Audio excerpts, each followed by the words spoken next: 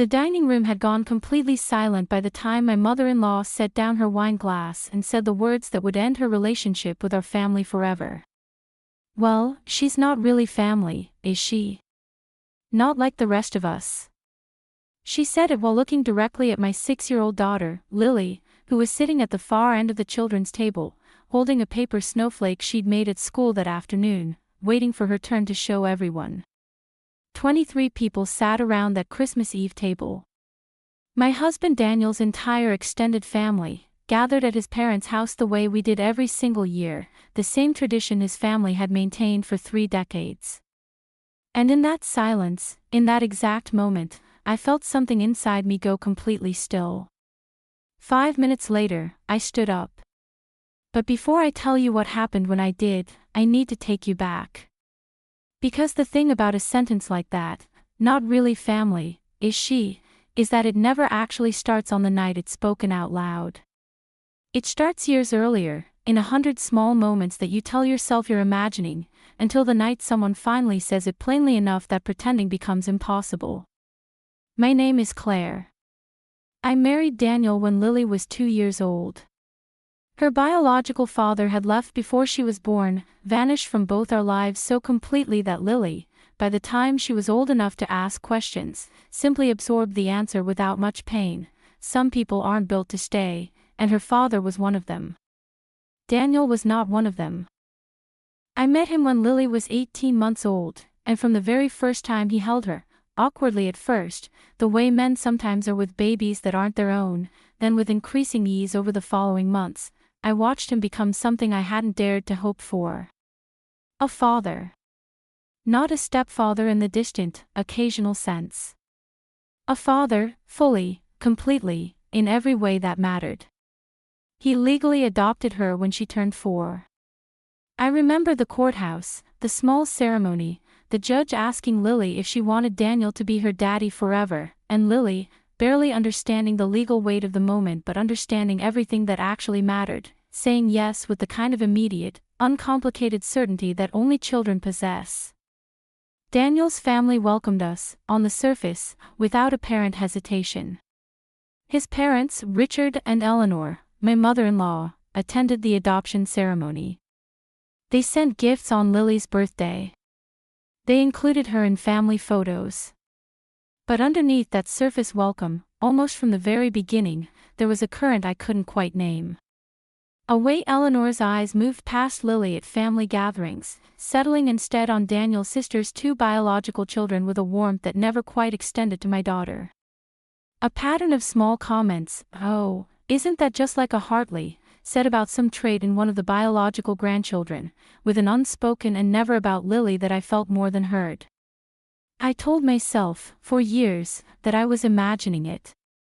That grief over Daniel's previous marriage, his first wife had died of cancer when their son, Daniel's biological child, was an infant, before he ever met me, had simply made Eleanor protective of blood ties in ways that weren't really about Lily at all. Because here is the complicated truth I haven't told you yet, Daniel already had a son. Marcus, now 9 years old, from his first marriage. Marcus and Lily had grown up as siblings since I married Daniel, close in the easy, uncomplicated way that children become close when the adults around them simply let them. Eleanor adored Marcus. Marcus was her biological grandson, the son of the daughter-in-law she'd loved and lost, the living continuation of a bloodline she clearly valued in ways she had never quite extended to Lily. I noticed it in small ways for years. Birthday gifts that were noticeably more generous for Marcus. Comments about the grandchildren that somehow, linguistically, always seemed to mean Marcus and his cousins, with Lily mentioned almost as an afterthought, if at all. A Christmas stocking, hung every year on Eleanor's mantel, that read Marcus in careful embroidered script, while Lily's stocking, added later, clearly an addition rather than an original part of the set, simply said Lily in plain block letters that didn't match the others. Daniel noticed some of it too, over the years. We talked about it, quietly, in our bedroom after gatherings, the way couples process the accumulated weight of family dynamics that never quite cross the line into something you can confront directly. "She loves Lily," Daniel would say, though even his voice carried uncertainty when he said it. She's always been closer to blood family. It's generational. My grandmother was the same way. I wanted to believe him. I wanted, desperately, for those small accumulated moments to be nothing more than an old woman's old-fashioned instincts rather than something more deliberate, more painful. I held on to that hope for 4 years. Until that Christmas Eve, when Eleanor finally said, out loud, in front of 23 people, exactly what those years of small moments had actually meant. It started, as these things often do, with something almost unbearably small. We were doing the annual tradition, each grandchild taking turns showing something they'd made or accomplished that year, a ritual Eleanor herself had established decades earlier, one she clearly took enormous pride in hosting. Marcus had gone first, showing off a science fair ribbon, receiving enthusiastic applause and a long, warm hug from his grandmother. Then it was Lily's turn. She'd made a paper snowflake at school, carefully cut with the particular concentration of a 6-year-old determined to do something well. She walked toward Eleanor's chair, holding it out with the hopeful, uncomplicated pride that children have before the world teaches them to expect disappointment. Look what I made, Grandma Eleanor, she said. And Eleanor, holding her wine glass, glanced at the snowflake for less than a second before her attention shifted to Daniel's sister, beginning a conversation about something entirely unrelated, leaving Lily standing there with her snowflake extended into empty air. I watched my daughter's face. I watched the exact moment confusion crossed it, followed by the beginning of something more painful, the particular hurt of a child realizing, for the first time with real clarity, that she occupies a different category than she'd believed. Grandma, Lily said again, quieter this time. Eleanor turned back, an expression of mild irritation crossing her face at being interrupted. Yes, dear, it's lovely, she said, the particular flatness in her voice making the compliment somehow worse than no compliment at all. I felt my chest tighten, watching this. But it was what happened next. That changed everything. Daniel's cousin, a generally well-meaning but careless woman named Patricia, said, gesturing toward Lily with genuine if clumsy warmth, she's getting so big. It's hard to believe she's been part of this family for 4 years already. And Eleanor, perhaps emboldened by wine, perhaps simply finally allowing herself to say what she'd apparently believed all along, set down her glass and said the words that ended everything. Well, she's not really family, is she? Not like the rest of us. The table went silent. Lily, still holding her snowflake, looked between Eleanor and me with an expression of confusion that was rapidly curdling into something that broke my heart completely, the dawning understanding that something important had just been said about her, something she didn't fully understand but instinctively recognized as bad. I looked at Daniel. He had gone pale, his jaw tight, but for one long, agonizing moment, he said nothing at all. I felt every year of those small accumulated slights crystallize into something I could no longer absorb or explain away. I stood up. I stood up slowly, deliberately, giving myself a few seconds to choose exactly what I wanted to say before I said it. The entire table was watching me now, the silence having shifted from shock to expectant, everyone waiting to see how this moment would resolve. I walked around the table to where Lily was still standing, her snowflake now slightly crumpled in her small fist, and I crouched down to her eye level. That's a beautiful snowflake, baby, I said, keeping my voice warm and steady despite everything happening inside me. Can you go put it on the mantel with the others? I think it deserves a special spot. Lily nodded, still uncertain but soothed enough by my tone to do as I asked, walking toward the fireplace where the other children's crafts were displayed. Only once she was safely out of earshot did I turn back to Eleanor. I'd like you to repeat what you just said, I said, my voice calm but carrying a clarity that made several people around the table shift uncomfortably in their seats. Eleanor's chin lifted slightly, a flicker of something, not quite regret, more like recalculation, crossing her face. I simply meant that she came into the family differently than the other grandchildren. That's not an insult, Claire, it's just a fact. It's not a fact, I said. Daniel legally adopted her 4 years ago. She has his last name. She has a birth certificate that lists him as her father. There is no legal, moral, or practical sense in which she is anything other than completely, entirely your granddaughter. Adoption isn't the same as blood, Eleanor said, and I watched something harden in her expression, the careful diplomatic mask she usually maintained finally slipping away entirely. I'm not going to pretend otherwise just because it's uncomfortable to say out loud. Daniel's sister, Margaret, spoke up then, her voice carrying genuine shock. Mom, that's an awful thing to say. Especially in front of her. I'm simply being honest, Eleanor said, her voice rising now, the wine clearly having loosened whatever restraint had kept these particular thoughts private for 4 years. I've watched this family slowly forget what actually matters. Blood matters. Lineage matters. I'm not going to apologize for valuing that. I looked at Daniel then, watching him, waiting for him to say something, anything, in defense of his daughter.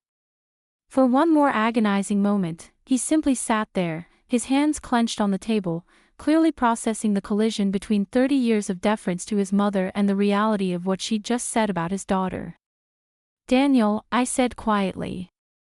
He looked up at me, and something in his expression finally shifted, the particular moment when a person stops weighing competing loyalties and simply chooses. He stood up. Mom, he said, his voice carrying a steadiness I'd rarely heard him use with her, Lily is my daughter. Not my stepdaughter, not some honorary almost family member you tolerate during holidays. My daughter. I adopted her specifically so there would never be any ambiguity about that, legally or otherwise. And what you just said, in front of her, in front of everyone, was not honesty. It was cruelty. Eleanor's face flushed. I raised you better than to speak to me this way. You raised me to know the difference between honesty and cruelty, Daniel said. What you said wasn't honest. It was just hurtful, and you said it in front of a 6-year-old who has done nothing except love this family unconditionally for 4 years. The table had fragmented into uncomfortable side conversations, some relatives clearly horrified by Eleanor's comment, others, I noticed, with a sinking feeling, exchanging glances that suggested this sentiment wasn't entirely unfamiliar to them, that perhaps Eleanor's casual cruelty had been an open secret within parts of the family for longer than I'd realized. I think, I said, my voice carrying clearly across the now divided table, that we're going to leave. Lily doesn't need to spend any more of tonight in a house where someone just told her, in front of everyone she loves, that she doesn't really belong. Don't be dramatic, Eleanor said, though her voice had lost some of its earlier confidence. It's Christmas Eve.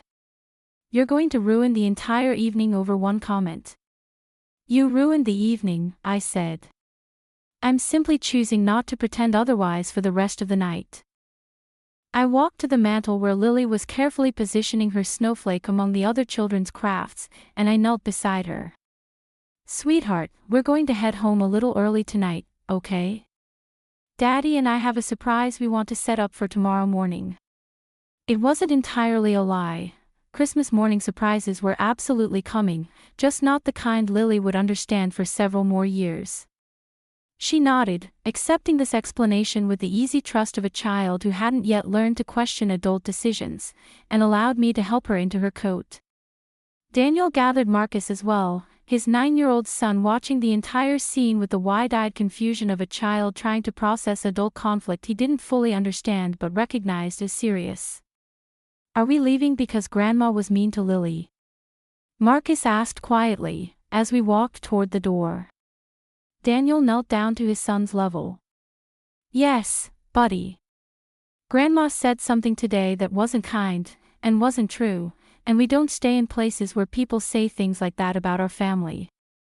Marcus nodded with the particular gravity children sometimes display when they understand something important is happening, even if they don't fully grasp all its dimensions. As we walked toward the door, Eleanor called out behind us, her voice carrying a mixture of anger and something that might have been the early stages of panic. Daniel, you can't just leave. This is ridiculous. We'll discuss this properly, after the holiday, like adults. Daniel turned back at the doorway. We'll discuss it when you're ready to apologize to Lily directly, not to me, not to Claire, but to her. Until then, I don't think there's much to discuss. We drove home in mostly silence, the children quiet in the back seat, processing an evening that had shifted dramatically from the comfortable tradition they'd expected. Once we got them settled, Lily and Marcus sharing stories quietly in Lily's room, the resilience of children allowing them to recover from adult conflict more quickly than adults often do, Daniel and I sat together in our kitchen, the weight of what had happened finally settling fully between us. I should have said something years ago, Daniel said quietly. Every time she made one of those little comments, every time I told myself she didn't mean anything by it. I think some part of me always knew exactly what she meant by it, and I just didn't want to deal with the consequences of confronting her. What changed tonight? I asked. He was quiet for a long moment, staring at his hands. Watching Lily's face when she realized what not really family meant. I've spent 4 years building a life with that little girl, watching her become absolutely, completely mine in every way that matters. And watching my mother dismiss all of that in one sentence, in front of everyone, while Lily was standing right there holding something she'd made specifically to share with her. He stopped, his voice catching. I couldn't stay quiet anymore. I should have stopped being quiet years ago. What do we do now? I asked. Daniel looked at me with a clarity that told me he'd already been thinking through this question during our silent drive home. We protect Lily. Whatever that requires. If my mother can't understand that Lily is exactly as much my daughter as Marcus is my son, exactly as much her granddaughter as any of the other grandchildren, then she doesn't get access to either of them until she does understand that. That's a significant boundary, Daniel. She's still your mother. She's still my mother, he agreed. But Lily is my daughter, and I'm not going to keep prioritizing my mother's comfort over my daughter's dignity. I've been doing exactly that for 4 years, telling myself small accommodations were the price of keeping peace. I'm done paying that price. We didn't sleep much that night, talking through what boundaries actually needed to look like, what consequences would be proportionate to what had happened, what we owed to Marcus in terms of maintaining his relationship with his grandmother despite whatever distance we created between Eleanor and the rest of us.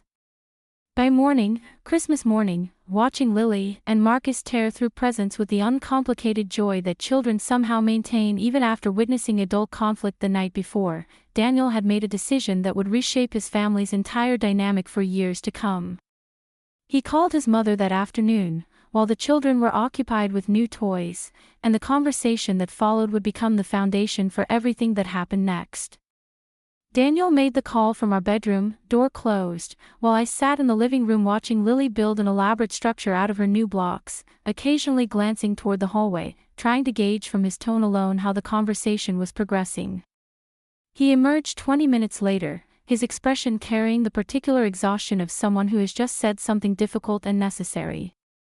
I told her, he said, sitting down beside me, that she doesn't see either of the kids again until she's ready to apologize directly to Lily, and that the apology needs to be genuine, not performative.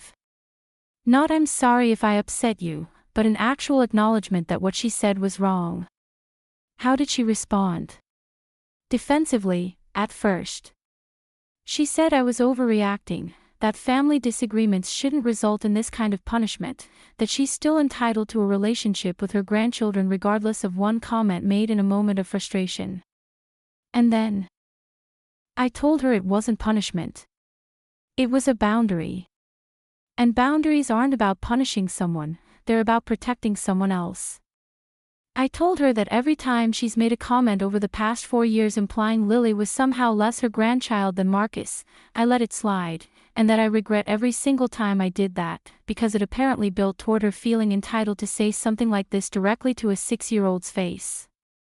I felt something loosen slightly in my chest, hearing him articulate so clearly something we'd both felt but never quite said aloud. What did she say to that? Daniel was quiet for a moment. She tried to bring up the will. Mentioned, somewhat pointedly, that decisions about inheritance and family property have always assumed certain configurations. I think she was trying to suggest that this boundary might affect how she structures things financially going forward, that maybe I should reconsider given what's potentially at stake. I felt a flash of anger at this, the casual way financial leverage had apparently been deployed as a final pressure tactic. What did you say? I told her that if she needed to use money to remind me which of my children she considers worthy of her affection, that told me everything I needed to know about whether her eventual apology would ever be genuine. I told her I don't need her money to know who my daughter is. I reached over and took his hand, recognizing in that moment something significant, not just about the conversation he'd just had, but about a shift in him that felt, finally, complete. The weeks that followed were difficult in ways that extended beyond just our immediate household. Word of what had happened spread through the extended family with the particular speed that family conflicts always seem to travel, and the reactions varied considerably. You're right that it's not fair, Daniel told Marcus. But the unfairness isn't in how we're handling it now. The unfairness happened when Grandma said something untrue and hurtful about your sister, in front of everyone, because she doesn't think adoption makes someone really, fully family. That was unfair to Lily, and honestly, buddy, it was unfair to you too, because it suggested your sister matters less than you do, which isn't true at all. I don't think that, Marcus said immediately. Lily's my sister. Like, actually my sister. I know you don't think that, Daniel said. And that's exactly why what Grandma said was wrong. We're not punishing you by limiting your visits with her. We're protecting Lily from someone who hasn't yet shown she understands that Lily deserves exactly the same love and respect you do. Until Grandma understands that, it's not safe for Lily to be around her, and we're not going to create a situation where you get unlimited access to someone who's hurting your sister. Marcus considered this with the particular seriousness children sometimes display when working through complicated moral questions. Can I tell Grandma that when I see her? That she needs to say sorry to Lily. You can tell her whatever feels true to you, Daniel said. But it's not your job to fix this, buddy. That's between the adults. The supervised visits Margaret arranged for Marcus continued for several months, careful, brief encounters where Eleanor clearly struggled with the absence of her other grandchild, the daughter-in-law who'd previously managed every aspect of family gatherings, the son who'd previously deferred to her preferences without significant resistance. It was nearly 4 months before Eleanor finally called, her voice during that call carrying none of the defensive certainty she'd displayed on Christmas Eve. I'd like to see Lily, she said. I'd like to apologize to her directly, if you'll allow it. Daniel, speaking with me afterward about how to handle this, was appropriately cautious. I want to believe this is genuine, he said. But I also want to make sure whatever happens protects Lily completely, that we're not just opening the door again to more of the same treatment just because 4 months have passed. We arranged the visit carefully, in a public, neutral setting, a park near our house, on a Saturday afternoon, with both Daniel and me present throughout, prepared to end the visit immediately if anything felt off. Eleanor arrived looking older somehow than she had at Christmas, the 4 months apparently having taken a visible toll. She knelt down to Lily's level, something I don't think I'd ever actually seen her do before, always greeting the children from her full height, expecting them to come to her rather than meeting them where they were. Lily, she said, I need to tell you something important. What I said on Christmas Eve, about you not really being family, that was wrong. You are my granddaughter, exactly as much as Marcus is my grandson, exactly as much as any of the other children in our family. I made a terrible mistake saying what I said, and I'm sorry it hurt you. Lily, with the particular directness children sometimes display, asked the question adults often avoid. Why did you say it then, if it's not true? Eleanor was quiet for a long moment, and when she answered, there was a vulnerability in her voice I'd genuinely never heard before. I think, sometimes, grown-ups believe things that aren't actually true, and they don't realize how wrong those beliefs are until they see how much they hurt someone they love. I believed something wrong about families and blood, and seeing your face when I said that terrible thing made me finally understand how wrong I was. It wasn't a perfect explanation. Some part of me wished for something more concrete, more specific about exactly what had changed in her thinking rather than this somewhat abstract acknowledgement. But watching Lily's face, watching the particular relief of a 6-year-old finally given permission to stop questioning whether she belonged, I understood that this moment mattered more for Lily's sense of security than for any adult satisfaction I might have wanted from a more thorough reckoning. Okay, Lily said simply, with the easy forgiveness children often extend more readily than adults. Do you want to see my new block set? I built a whole castle. And just like that, in the particular, uncomplicated way children navigate forgiveness, Lily extended an olive branch that Eleanor accepted with visible, genuine emotion.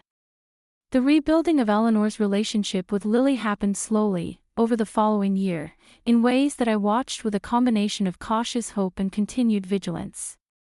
The first several visits after that park reunion remained supervised, deliberately structured, both Daniel and I present to observe how Eleanor actually behaved when given renewed access to our daughter, rather than simply trusting her verbal apology to translate automatically into changed behavior.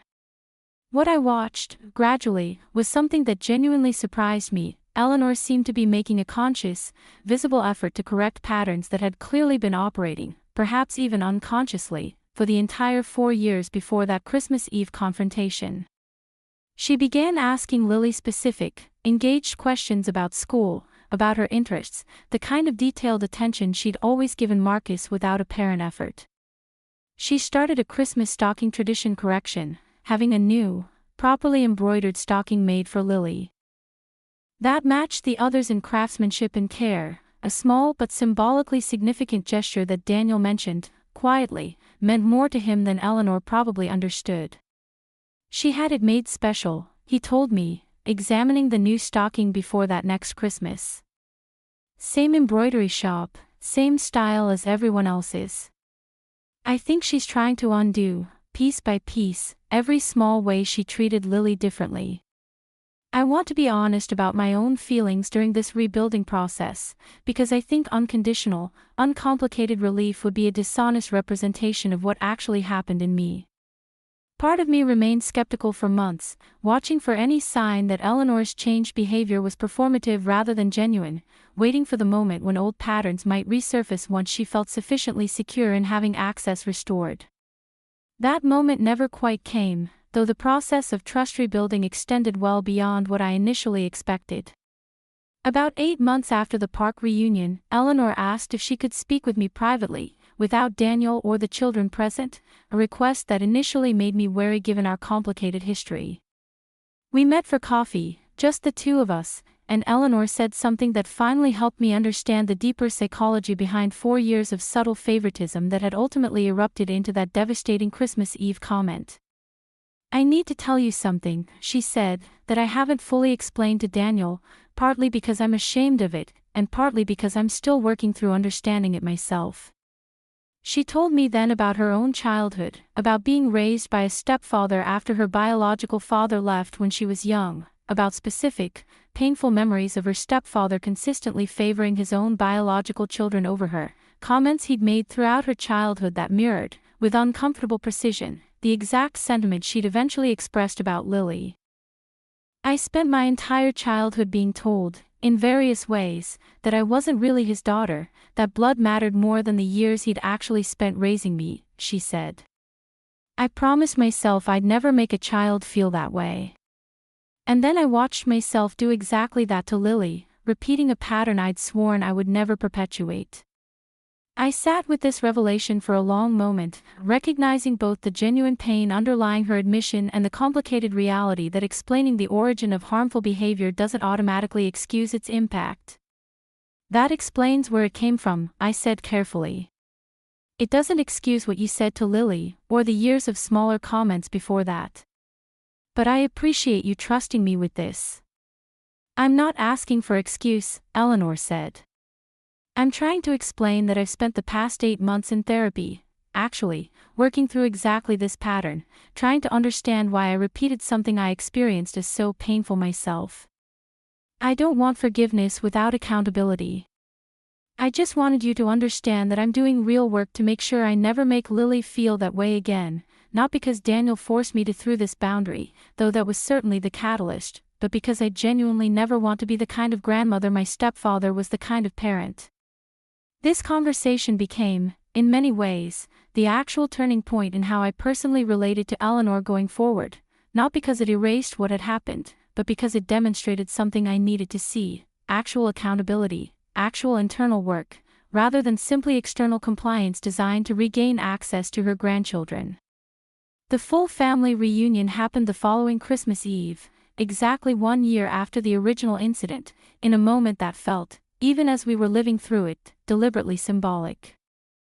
Eleanor had specifically asked if we would consider returning to host that particular tradition, the showing of crafts and accomplishments that had been the setting for the original painful moment, suggesting that doing so might help create a new, positive memory in the same space where the old, painful one had occurred. We agreed, cautiously, and that Christmas Eve, when it was Lily's turn to share something she'd made, a small clay ornament from her school art class, Eleanor's response carried a warmth and attention that mirrored exactly how she'd always treated Marcus, with no discernible difference in enthusiasm or engagement. "Lily, that's beautiful," she said, examining the ornament with genuine interest. "Tell me about how you made it. What gave you the idea for this design?" I watched my daughter's face light up with the easy confidence of a child who, finally, completely, felt secure in her belonging, and I felt something in my own chest finally, fully unclench after a year of careful, cautious vigilance. Marcus, sitting beside his sister, leaned over and whispered something to her that made them both laugh, the easy, uncomplicated affection of siblings who had weathered an adult conflict they hadn't fully understood but had emerged from with their relationship intact. After dinner, as the evening wound down, Eleanor approached me quietly in the kitchen, where I was helping clean up. "Thank you," she said, "for giving me the chance to fix this. I know I didn't necessarily deserve a second chance, given how I behaved, but I'm grateful, Daniel, and you allowed me the opportunity to actually become the grandmother I should have been from the very beginning." "Lily's the one who deserves the credit, honestly," I said. "She's the one who decided to forgive you, far more readily than I think I would have at her age. We just made sure that forgiveness came with appropriate boundaries and genuine change, rather than simply pretending nothing happened." "That's fair," Eleanor said. "I think, if I'm honest, the boundary you and Daniel set was the only thing that actually forced me to confront something I'd been avoiding looking at clearly for years. Sometimes people need consequences before they're willing to do the harder internal work. I think about that Christmas Eve often, the original one, watching my daughter's confused, hurt expression as she held her crumpled snowflake, watching 23 people fall into uncomfortable silence around a table that had, for one terrible moment, made it clear exactly how conditional some people's understanding of family actually was. But I think, even more often, about the Christmas Eve that followed a year later, watching Eleanor examine my daughter's clay ornament with genuine warmth and attention, watching Lily's easy, secure laughter with her brother, watching a family that had nearly fractured completely instead choose, deliberately and with real work, to repair itself into something stronger and more honest than it had been before. Daniel and I made a decision, that original Christmas Eve, that protecting our daughter's dignity mattered more than preserving comfortable family peace built on quiet, accumulated cruelty. That decision cost us months of difficult boundaries, uncomfortable conversations, and genuine uncertainty about whether the relationship could actually be repaired. But it also created the space for something that, I think, ultimately mattered more than simply avoiding conflict ever could have: a grandmother who finally, genuinely understood that family isn't built on blood alone, and a little girl who never again had to wonder whether she truly belonged. If you've ever watched someone you love be told, explicitly or through 1,000 small accumulated moments, that they don't quite belong in a family that should have loved them unconditionally, I hope this story reminds you that sometimes the most loving thing you can do is stand up, set the boundary, and refuse to let comfortable silence protect someone else's casual cruelty. Leave a comment if this story resonated with you. Tell me about a time you had to choose between keeping peace and protecting someone you love. Subscribe if you want to stay. There are more stories like this one waiting.